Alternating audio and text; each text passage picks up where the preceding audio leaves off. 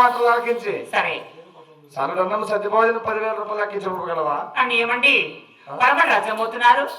6 మంది కుమారులకు ఏదో పెళ్లి చేశాము. మరి మీరు చెప్పినట్టు సత్యాన్నం కడతాను. మరి చిన్న కుమారుడు ఎగలేడికి పెళ్లి కాలేదు కాబట్టి ఒక మంచి పాపం చూసుకొని తొందరగా ఇంటికి రావాలి. ఏ మాట ప్రకారం చూసుకోసాను దొరసారి. 3:30 దినాలకు వచ్చేది నువ్వు. ఎదురు కుదిరే ఈ రోజు వస్తాం, లేదంటే 1 నెల పైన అవుతుంది. మీరు రండి. ఏమిటే నేను విడిచిపెట్టి ఉంటానా? ఏమనేది ఎట్లా నీకు బుద్ధి పుట్టి చెప్పండి. ఇక మీరన్నా ఏమిటే చెప్పు. పెద్ద పెన్నాలనే ఉండేకైతుందా? తిప్ప